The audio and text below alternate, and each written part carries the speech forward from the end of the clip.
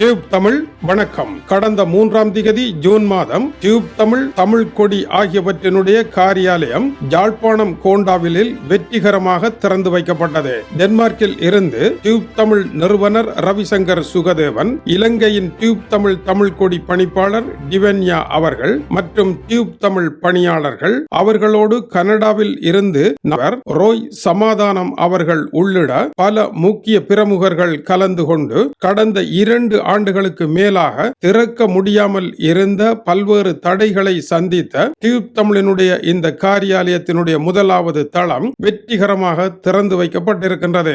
இதற்கு ஏற்பட்ட கடந்த கால தடைகள் சாதாரணமானது அல்ல. கொரோனா காலத்தில் ஏற்பட்ட தடைகள் காரணமாக திறப்பு விழா தாமதமானது. அதன் பின்னர் நமது பணியாளர்கள் 2 கைதானதன் பின்னதாக 1 வருடம் 7 மாத காலம் அவர்களை மீட்பதற்கான போராட்டம் நடைபெற்றது. டியூப் தமிழினுடைய அனைத்து உபகரணங்களும் எடுத்து சென்ற காரணத்தினால் அந்த சேவையை தொடர்ந்து நடத்துவதில் பல்வேறு சிரமங்கள் டியூப் தமிழ் வானொலிக்கு ஏற்பட்டது. இவ்வாறான நிலையில் இப்பொழுது டியூப் தமிழ் பணியாளர்கள் விடுதலை ஆகிவிட்டார்கள். புலம்பெயர் அமைப்புகளினுடைய தலைவர் ரோய் சமாதானம் அவர்களுடன் நடத்திய பேச்சுக்களை தொடர்ந்து நல்லெண்ணத்தின் சமிக்ஞைகளாக ஸ்ரீலங்கா அரசு டியூப் தமிழினுடைய அத்தனை கைப்பற்றப்பட்ட உபகரணங்களையும் திருப்பி வழங்கி இருப்பது ஒரு முக்கிய திருப்பமாக இருக்கின்றது. தொடர்ந்து டியூப் தமிழ் காரியாலயம் வெற்றிகரமாக இயங்குவதற்கான அனைத்து நடவடிக்கைகளும் முன்னெடுக்கப்பட்டிருக்கின்றன. புலம்பெயர் தமிழர்களை வாருங்கள் வாருங்கள் என்று அழைக்கின்ற ஸ்ரீலங்கா அரசு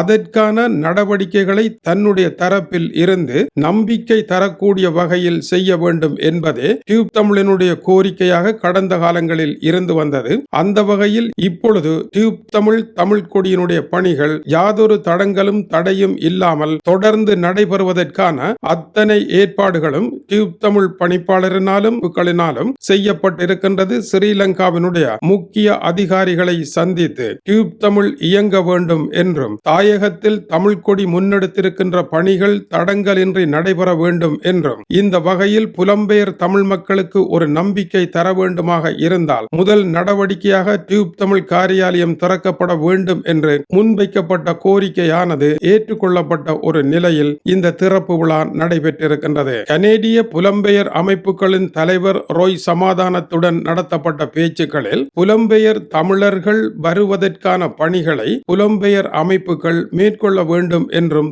உரையாடப்பட்டிருக்கின்றது. அத்தருணம் ஸ்ரீலங்காவினுடைய சட்ட நிர்வாக அதிகாரிகளிடம் வழங்கப்பட்ட தகவல்களின்படி புலம்பெயர் தமிழர்களில் எண்ணற்றவர்கள் பிரமித பாஸ் என்று சொல்லப்படுகின்ற அலியன்ஸ் பாஸ்போர்ட்டுடன் இருக்கின்றார்கள். இவர்களுக்கு ஸ்ரீலங்கா வருவதற்கான ஏற்பாடுகளை செய்ய வேண்டும் என்கின்ற கோரிக்கையை வழங்கியிருக்கின்றார்கள். இரண்டாவதாக, புலம்பெயர் நாடுகளில் அரசியலில் ஈடுபட்டவர்கள் தாங்கள் இலங்கைக்கு திரும்பினால் கைது செய்யப்படுவோமா இல்லையா என்பது குறித்த ஒரு குழப்பகரமான நிலைமை இருக்கின்றது. யாரையுமே கைது செய்தல் கூடாது. அவர்கள் சீராக வந்து முதலில் இலங்கையில் என்ன நடைபெறுகின்றது, இன்றுள்ள நிலையில் இலங்கையினுடைய உண்மையான நிலவரம் என்ன, மக்களினுடைய வாழ்க்கை என்ன என்பதை முதல் தடவையாக நேரடியாக பார்த்து சென்றால் மட்டுமே அடுத்த கட்டமாக என்ன செய்யலாம் என்பதை புலம்பெயர் மக்கள் அனைவரும் இணைந்து சிந்திப்பதற்கான ஒரு வழி பிறக்கும். புலம்பெயர் தமிழ் மக்களில் ஸ்ரீலங்காவிற்கு செல்லக்கூடியவர்கள் ஒரு பிரிவினர், செல்ல முடியாதவர்கள் இன்னொரு பிரிவினர் என்கின்ற ஒரு வேறுபாட்டு நிலையை களைந்து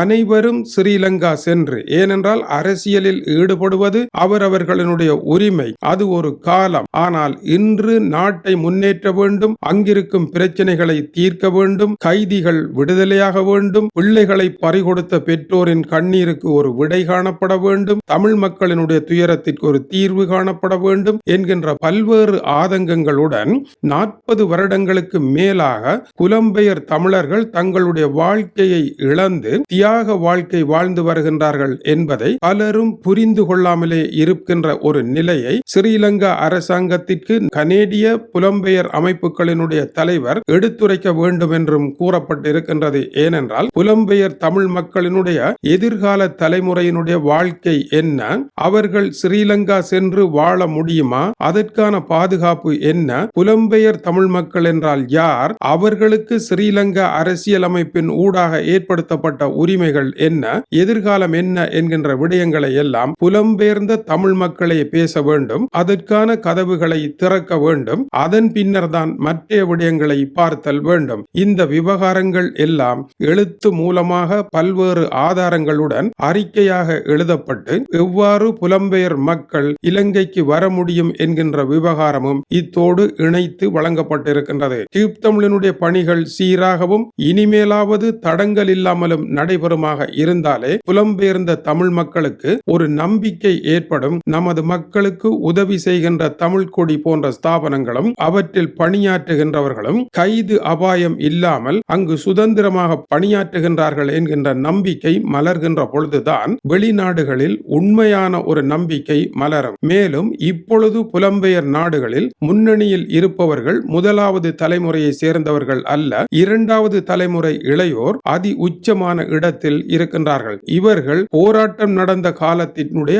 அடுத்த தலைமுறையினராக இருக்கின்றார்கள். இவர்களுடைய முயற்சிகள் இலங்கை தீவை முன்னேற்றுவதற்கான ஆற்றல் கொண்டதாக இருக்கின்றது. ஆனால் அதற்கான ஏற்பாடுகளை எல்லாம் செய்ய வேண்டுமாக இருந்தால் முதலில் ஒரு கதவு திறக்க வேண்டும் என்கிற அமைப்புகள் பணிகளை முன்னெடுத்திருக்கின்றார்கள். டியூப் தமிழ் கொடி இந்த பணிகளை இந்தெந்த வழிகளில் முன்னேற்ற வேண்டும் என்று அவர்களோடு உரையாடியும் இருக்கின்றது. இது பல புதிய கதவுகளை திறக்கும் என்று நம்பப்படுகின்றது. அதற்காக முக்கியமான பிரச்சனைகளை எல்லாம் இனிமேல் தான் புலம்பெயர் தமிழ் மக்கள், இலங்கையில் இருக்கும் முக்கியமான தலைவர்கள், மக்கள் என்று இணைந்து அடுத்த கட்டமாக எல்லோரும் உட்கார்ந்து பேசி ஒரு புதிய சிந்தனையின் அடிப்படையில் ஈழத் தமிழினத்திற்கும் புலம்பெயர் தமிழினத்திற்கும் அவர்கள் சிந்திய கண்ணீருக்கு ஒரு விடை காணுகின்ற பாதையில் நடக்க வேண்டிய ஒரு காலத்தினுடைய திறவுகோல் போல டியூப் தமிழினுடைய காரியாலயம் யாழ்ப்பாணத்தில் திறந்து வைக்கப்பட்டிருக்கின்றது. தமிழ் கொடியும் டியூப் தமிழ் கொடியும் பட்டொளி வீசி பறந்து கொண்டிருக்கின்றன.